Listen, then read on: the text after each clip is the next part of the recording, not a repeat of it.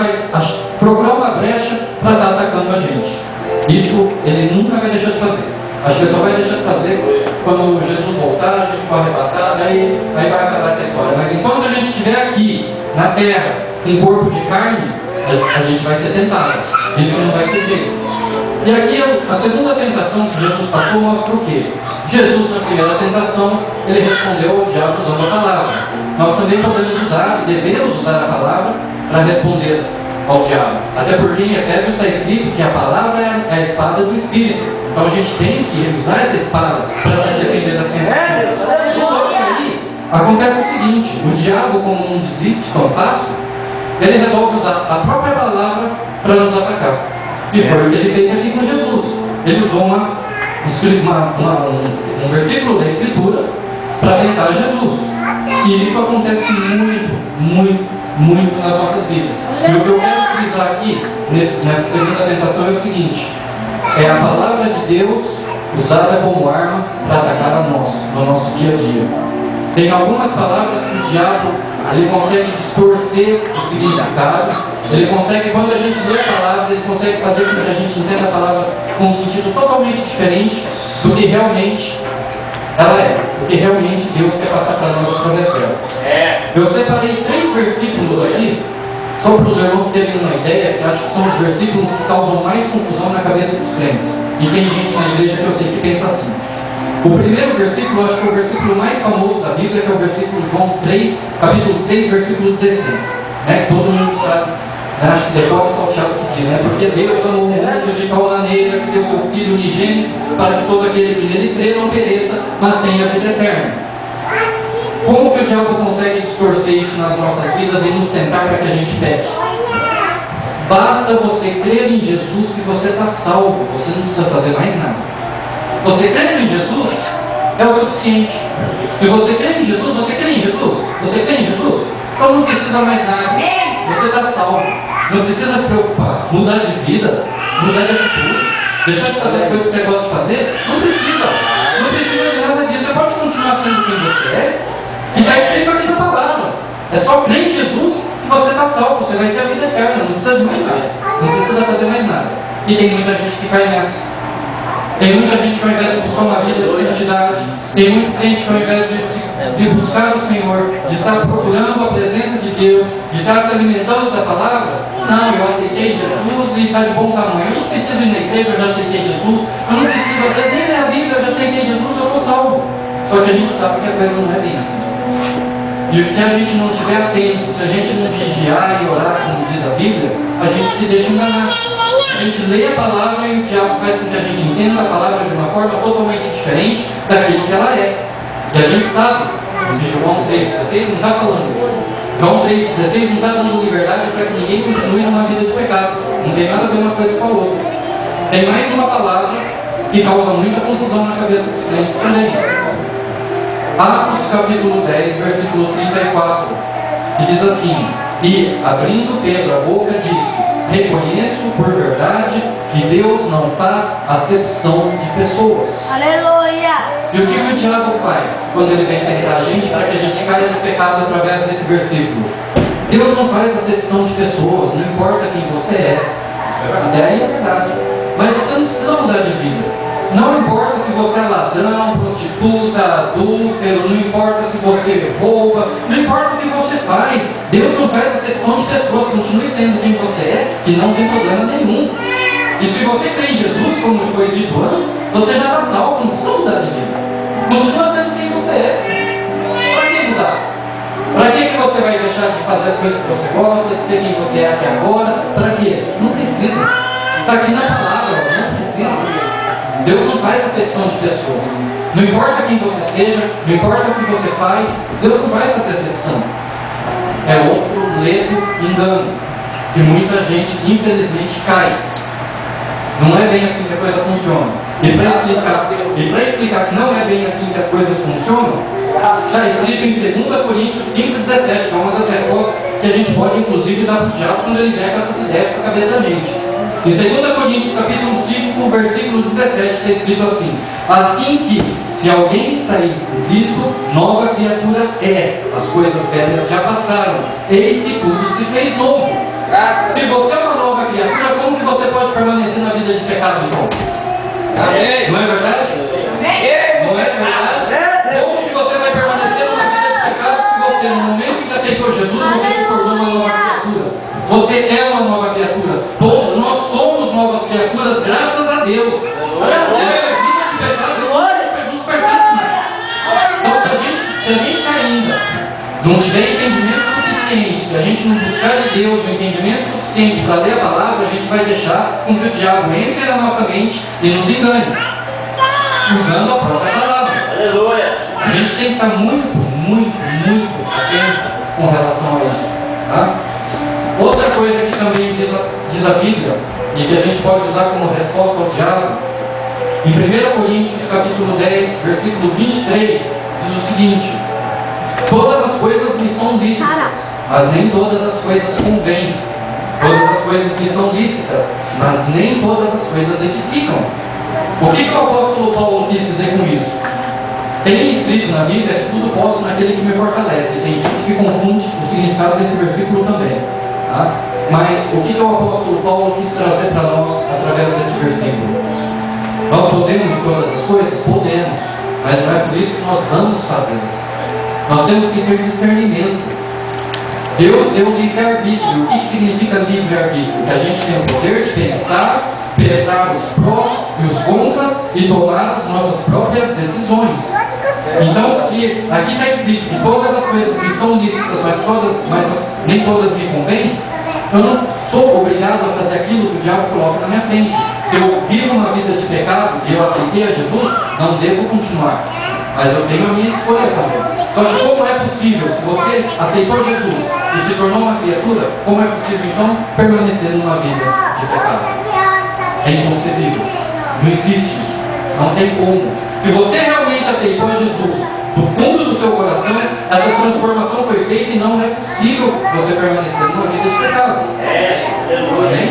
Então isso é uma coisa que é muito importante que a gente tenha em nossas vidas no dia a dia. Porque isso são coisas que acontecem no dia a dia. São situações que o diabo coloca na nossa mente no dia a dia. Muitas vezes a gente está sozinho, ou a gente está lendo a palavra, a gente está num momento de reflexão, e esse tipo de pensamento vem para nós. E se a gente não vigiar, a gente assume esse pensamento como sendo verdadeiro. Eles não são. Eles não são verdadeiros. Outra coisa também, tem um outro versículo na palavra, que também diz a respeito de ser tentado, a respeito de mudança de vida. Em Deuteronômio, capítulo 7, versículo 9, está escrito assim: saberás, pois, que o Senhor teu Deus é Deus, o Deus fiel, que guarda o conserto e a misericórdia até 1000 gerações aos que o amam e guardam os seus mandamentos.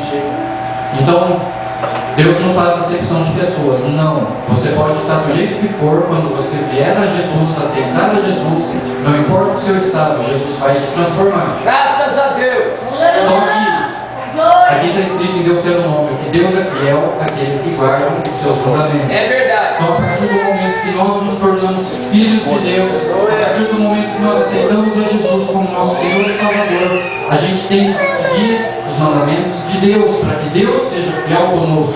Ele é claro aqui, Ele é fiel àqueles que o amam e cumprem os seus mandamentos. A palavra, aqueles que cumprem a palavra. Então, se nós estamos dentro da casa de Deus, recebendo a palavra, se nós estamos aqui buscando o conhecimento que vem de Deus, nós temos que pegar essa palavra e colocar ela em prática no nosso dia a dia. Porque isso vai fortalecer a nossa fé, vai desenvolver e fortalecer a nossa fé. E a fé vai passar a produzir frutos. E nós já dissemos aqui hoje que a fé que não produz frutos é morta. Então, fé transforma, fé produz frutos. Se você aceitou e tem fé que Jesus Cristo te salvou, isso tem que gerar frutos na sua vida. Aleluia! Hoje o que nós estamos buscando aqui é restauração. É o tema da nossa campanha. Se nós estamos buscando restauração porque nós caímos no pecado, eu creio que se a gente tem fé e a gente buscar com fé verdadeira, a restauração vai acontecer. Agora, se no quinto ponto de campanha essa restauração ainda não aconteceu, eu acho que é para a gente meditar. O que eu não mudei na minha vida ainda? O que eu continuo fazendo de igual? O qual é o pecado que eu continuo cometendo que Deus ainda não restaurou minha vida? Está faltando alguma coisa. Se a sua restauração ainda não aconteceu, é porque está faltando alguma coisa. Está faltando alguma coisa da parte de Deus? Não. Está faltando alguma coisa da minha parte e da sua parte. Verdade. É verdade. Então a gente tem que fazer um exame da nossa vida diária. O que a gente tem feito no nosso dia a dia e tem nos afastado de Deus sem que a gente perceba? Isso é o ponto principal que o Senhor quer que a gente reflita nessa noite. O que nós temos feito no nosso dia a dia que tem nos afastado dele sem que a gente perceba? E aqui a gente entra na terceira tentação, que eu acho que é a tentação que realmente é a mais complexa. Diz aqui na Bíblia, né, no versículo de número 8, novamente o transportou o diabo ao monte muito alto e mostrou-lhe todos os reinos do mundo e a glória deles. E disse: tudo isso te darei se prostrado me adorares. Então disse-lhe Jesus: vai, Satanás, porque está escrito: ao Senhor teu Deus adorarás e só a ele servirás. Eu tenho certeza que se eu fizer eu vou fazer uma pergunta aqui, mas eu já sei a resposta. Tem alguém aqui que já se prostrou diante do diabo?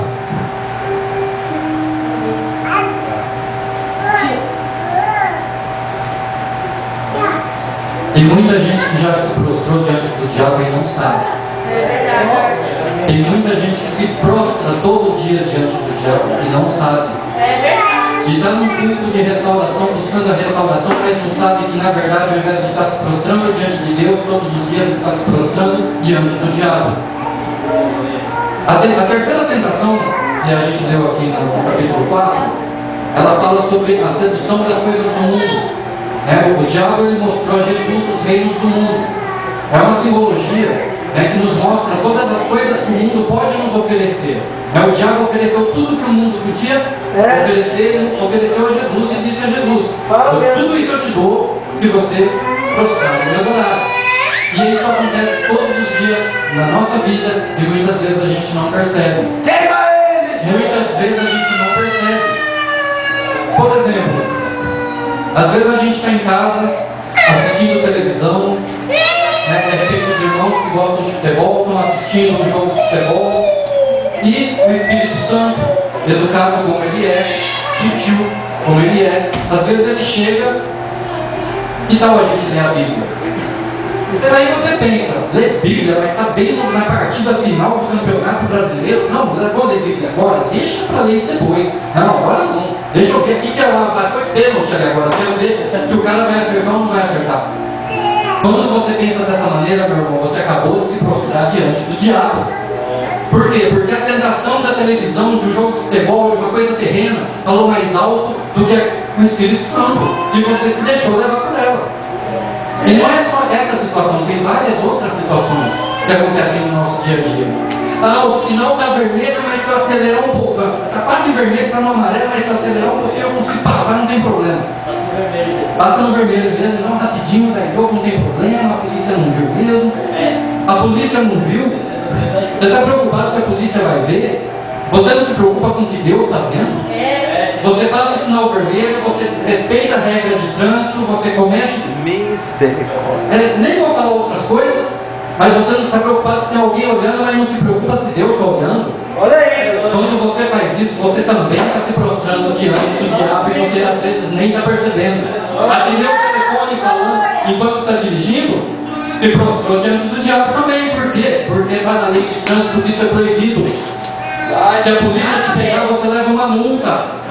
E não adianta, mas é o pastor que está me ligando. Não existe desculpa. Se você está dirigindo, esquece o telefone.